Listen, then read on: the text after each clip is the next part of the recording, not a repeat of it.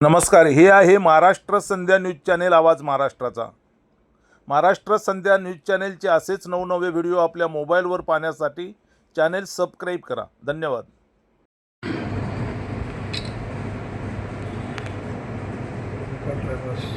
इथे बघा। थँक्यू। बैठक मुंबई प्रेस क्लबमध्ये झाली।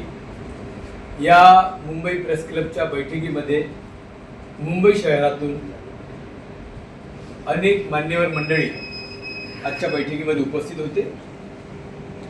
जसे आजच्या बैठकीमध्ये आंबेडकर चळवळीतील ज्येष्ठ नेते आदरणीय सन्माननीय तानसेनभाई ननावरे उपस्थित आहेत। त्याचप्रमाणे बाबासाहेब आंबेडकरने स्थापन केलेली धार्मिक संस्था बौद्धजन पंचायत समिती, या पंचायत समितीचे कार्याध्यक्ष आदरणीय सन्माननीय लक्ष्मण भगत साहेब उपस्थित आहेत। त्याचप्रमाणे आजच्या या बैठकीमध्ये Republican party of India Dadasaheb Gavai जे नेतृत्व करायचे बाबासाहेबांच्या सर्वांनंतर, तर त्या रिपब्लिकन पार्टी ऑफ इंडियाच्या वतीने आज मुंबई प्रदेशचे अध्यक्ष जे आहेत आदरणीय सन्माननीय खरात साहेब, ते खरात साहेब देखील मुंबईचे अध्यक्ष या ठिकाणी उपस्थित आहेत। आंबेडकरी चळवळीमध्ये ज्याने फार योगदान दिलंय, काम केलंय आणि रामदास आठवले साहेबांसोबत त्याने आयुष्य काढलं, सर्व सुखादुखात राहिले, म्हणजे अनेक आंदोलन ज्यांनी हे केलं असे सुखदेव दांडगेजी या ठिकाणी उपस्थित आहेत। त्याचप्रमाणे तुम्ही पाहता की Peoples Republican party of India, या पीपल्स रिपब्लिकन पार्टी जी आहे त्याचं नेतृत्व आदरणीय सन्माननीय लॉंग मार्च नेते जोगेंद्र कवाडे सर करतात। त्यांचे मुंबईचे अध्यक्ष सन्माननीय विजय वाघमारे साहेब आहेत। त्याचप्रमाणे Republican party of India Athawale गट, या आठवले गटाच्या वतीने आज या ठिकाणी सोना कांबळे साहेब या ठिकाणी उपस्थित आहेत। तसेच आजच्या बैठकीला आदरणीय सन्माननीय युनायटेड कामगार संघटनेचे आमचे मित्र सरचिटणीस अविनाश साळवे उपस्थित आहेत, आमच्या ताई उपस्थित आहेत। असे अनेक मान्यवर आज या बैठकीमध्ये उपस्थित होते आणि 2 तास बसून सखोल चर्चा मुंबई शहरामध्ये राज्यव्यापी बैठक जी घ्यायची आहे, तर त्या संदर्भात काय काय त्याच्या अगोदर करणे, काय केलं पाहिजे, असे सर्व डिटेल चर्चा या ठिकाणी झालेली आहेत। मी या बैठकीमध्ये उपस्थित असलेले सर्वात ज्येष्ठ नेते, आमचे मार्गदर्शक, सर्वांचे मार्गदर्शक आदरणीय सन्माननीय तानसेनभाई ननावरे या ठिकाणी उपस्थित आहेत। मी त्यांना विनंती करतो की आजच्या बैठकीमध्ये जे ठरलंय त्यांनी या ठिकाणी सांगावं। पत्रकार बंधूंनी बघितलं, मराठा योद्धा मनोज जरांगे यांनी त्यांचं आंदोलन जाहीर केल्यानंतर महाराष्ट्राच्या सत्तेमध्ये असलेले मुख्यमंत्री, उपमुख्यमंत्री यांचे दूत, यांचे प्रतिनिधी मनोज जरांगेच्या भेटीगाठी घेत आहेत। बच्चू कडू त्यामागे कामाला लागलेले आहेत, उदय सामंत त्यामध्ये कामाला लागलेले आहेत आणि काल देवेंद्र फडणवीसांच्या अत्यंत निकटचे असे प्रसाद लाड देखील मनोज जरांगेच्या घरी मुक्काम ठोकून आहे। आणि या परिस्थितीमध्ये मराठा आरक्षणाचं आंदोलन उभं राहतं किंवा काय अशी परिस्थिती निर्माण झाल्यामुळे आजची ही उपवर्गीकरण विरोधी संघर्ष समितीची अत्यंत तातडीची बैठक इथे आयोजित करण्यात आली होती। त्याबद्दल मी सर्वप्रथम या बैठकीचे आयोजक नितीन मोरे, विजय वाघमारे आणि या सर्वांचं मी मनपूर्वक अभिनंदन करतो। आजच्या या महत्त्वपूर्ण बैठकीमध्ये जे काही विषयाची चर्चा झालेली आहे ते मी आपल्याला जाहीर करत आहे।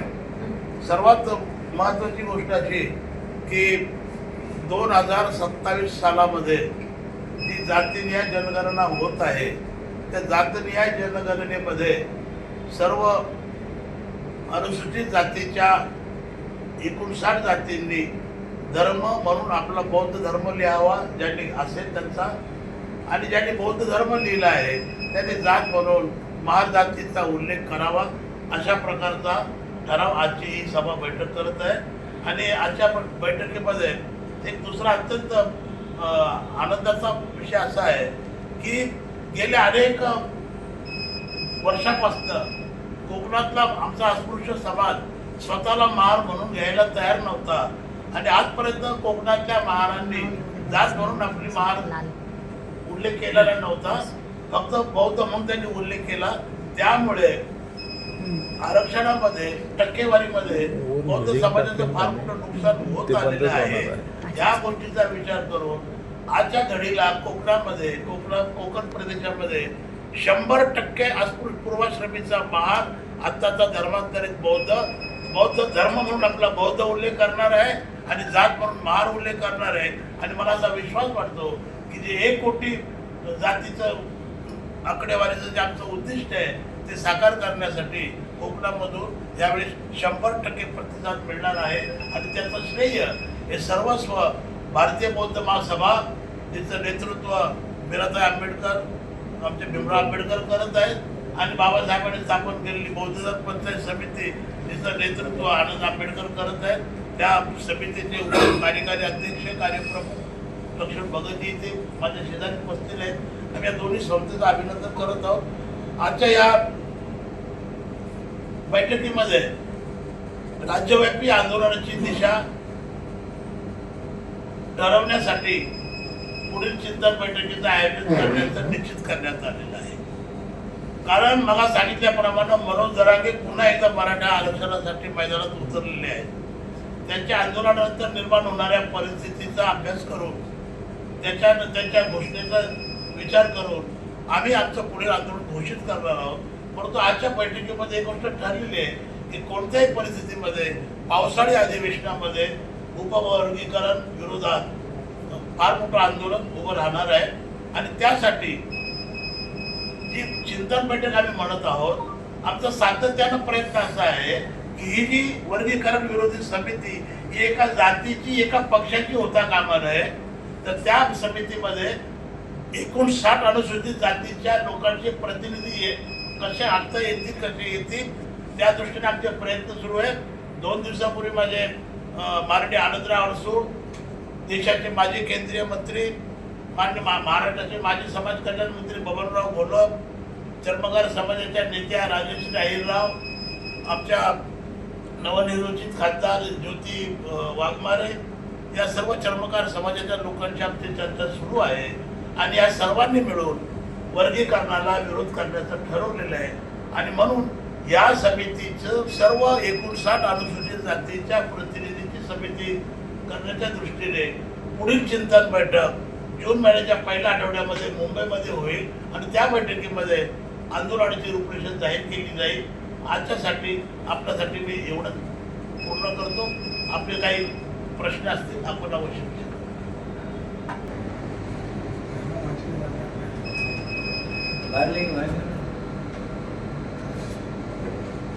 भगत साहेब तुम्ही बोला. बौद्धजन पंचायत समितीच्या मार्फत बोला. साहेब बघा इथे बघा, एक मिनिट 1 मिनिट.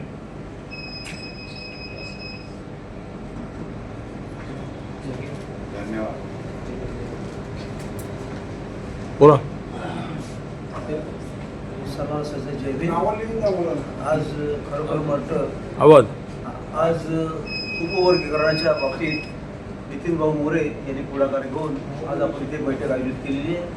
आणि या बैठकीला खरोखर म्हणतात तलसेरबाई ननावरे यांनी चांगलं मार्गदर्शन केलेलं आहे. आणि त्यांनी हेही सांगितलेलं आहे की आनंदाची बातमी सांगितलेली आहे की आज कोकणामधून पूर्वी महार लिहायला धजत नव्हते, परंतु आज त्यांनी आज ह्या उपवर्गीकरणासाठी की आज कोकणामधून सगळेच अगदी जात धर्मामध्ये बौद्ध लिहिणार आणि जातीमध्ये महार लिहिणार वगैरे.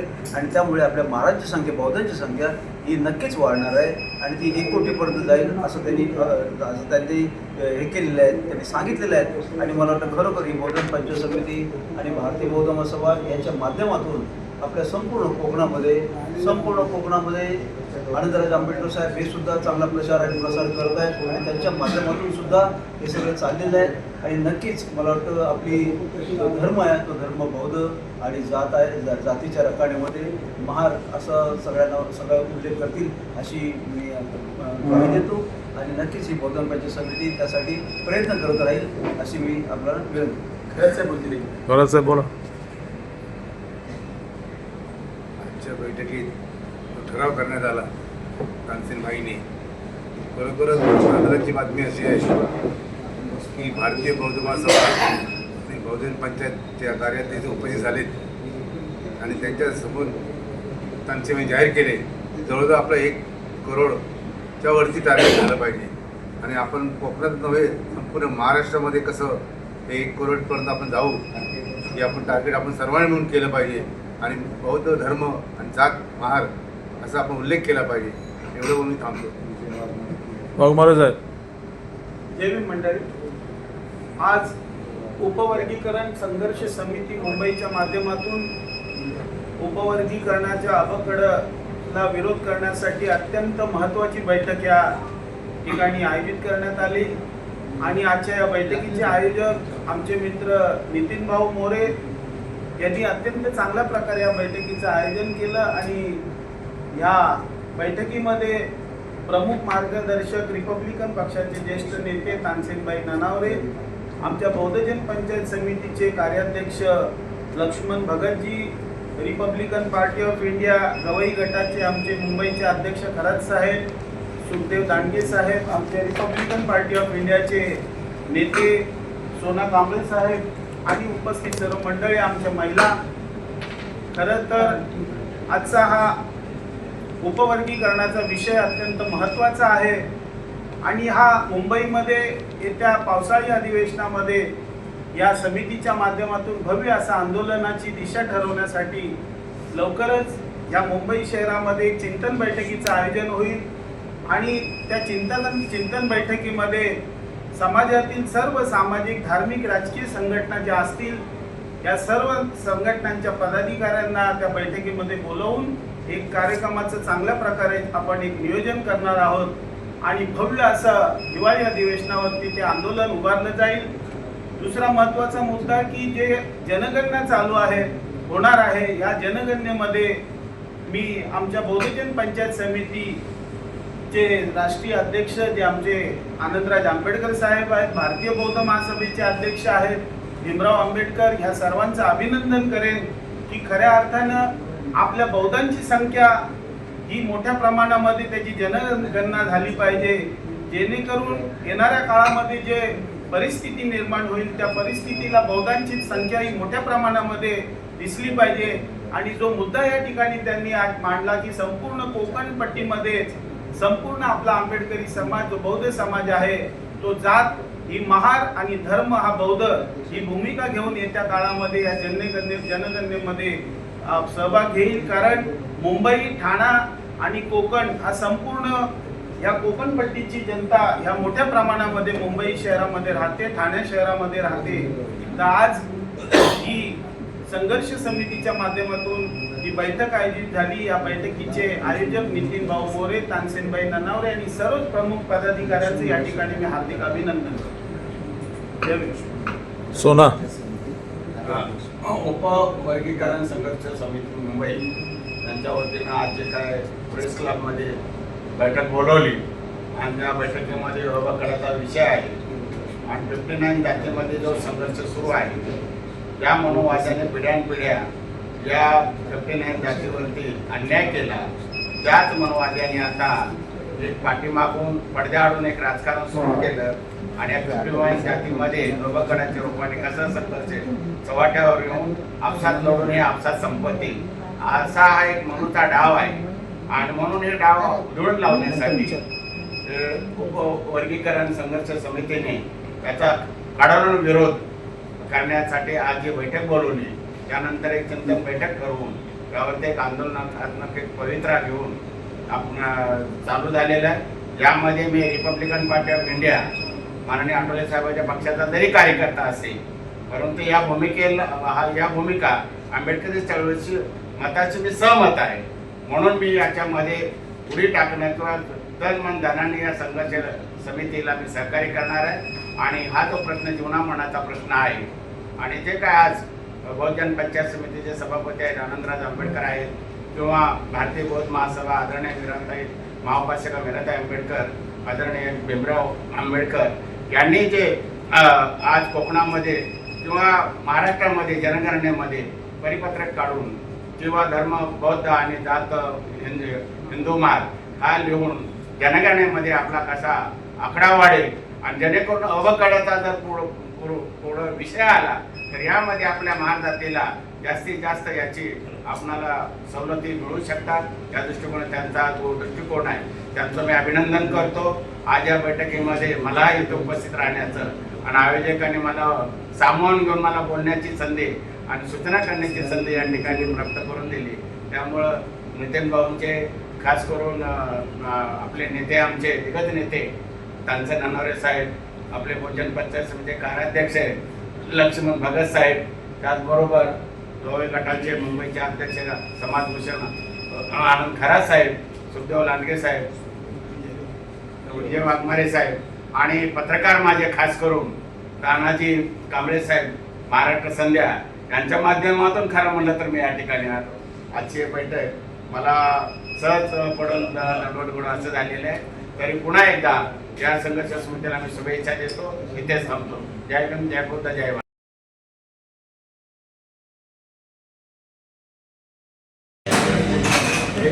सुप्रीम कोर्टाने उपवर्गीकरणच्या संदर्भामध्ये निर्णय दिला आणि त्यांनी प्रत्येक राज्याला सांगितलं की हा जो निर्णय आहे राज्याने तो अंमलात आणावा अशा प्रकारचा निर्णय सुप्रीम कोर्टाने दिला होता. त्या संदर्भामध्ये महाराष्ट्र सरकारने या संदर्भामध्ये उपवर्गीकरणाच्या संदर्भामध्ये आता निर्णय घेण्याच्या संदर्भामध्ये त्यांनी हालचाल सुरू केलेली आहे. या संदर्भामध्ये आमचं असं म्हणणं आहे, समाजाचं असं म्हणणं आहे की अनुसूचित जाती शेड्यूल कास्टमध्ये ज्या 59 जाती येतात, आजपर्यंत अशा प्रकारचा कुठलाही भेदभाव प्रत्येक जातीवरती अन्याय व्हावा अशा प्रकारची भूमिका ना बौद्ध समाजाने घेतली आणि कुठल्याही समाजाने घेतलेली आहे. सर्वांना समान न्याय मिळावा अशा प्रकारची भूमिका आजपर्यंत शेड्यूल कास्टमध्ये येणाऱ्या प्रत्येक जातीनं घेतलेली आहे. आणि असं असताना उपवर्गीकरणामुळं काय होणार आहे की जातीमध्ये भांडणं लागणार आहे. जातीमध्ये एक प्रकारचा ही जात मोठी की ही जात मोठी, या जातीला एवढं पर्सेंटेज मिळालं पाहिजे, त्या जातीला एवढं पर्सेंटेज मिळालं पाहिजे, अशा प्रकारचे आपसामध्येच वादविवाद होईल आणि संघर्ष होईल. हे होऊ नये. एक प्रकारचं मी असं म्हणेन की मंडल कमिशन ज्या पद्धतीनं या महाराष्ट्रामध्ये लागू झाले, या देशामध्ये लागू झालेलं आहे आणि 2017च्या 2000पेक्षा जास्त जाती, 3000पेक्षा जास्त जाती या मंडल कमिशन आल्या आणि एक प्रकारचं एक दलित आणि ओबीसी समाजाची एकजूट आपल्याला पाहायला मिळाली होती. आता उपवर्गीकरणाच्या प्रश्नामुळे एक ही जी अनुसूचित जाती म्हणजे शेड्यूल कास्ट समाजाची हे फाटाफूट होणार आहे. ह्या पद्धतीनं हा निर्णय राजकीय स्वरूपाचा आहे आणि राजकीय स्वरूपाचा निर्णय आपण सर्व समाजांना हाणून पाडला पाहिजे आणि या ठिकाणी दलित समाजाची कशी एकजूट परत राहील, जातीमध्ये विभागला जाणार नाही हा समाज, अशा प्रकारची भूमिका प्रत्येक समाजाच्या तरुणांनी घेतली पाहिजे, महिलांनी घेतली पाहिजे, युवकांनी घेतली पाहिजे आणि हा निर्णय आपण सर्वांनी मिळून हाणून पाडूया अशा प्रकारचं मी आज हे सांगतो. धन्यवाद. जय भीम. जय भीम. जय भीम. नमस्कार. हे आहे महाराष्ट्र संध्या न्यूज चॅनेल, आवाज महाराष्ट्राचा. महाराष्ट्र संध्या न्यूज चॅनेलचे असेच नवनवे व्हिडिओ आपल्या मोबाईलवर पाहण्यासाठी चॅनेल सबस्क्राईब करा. धन्यवाद.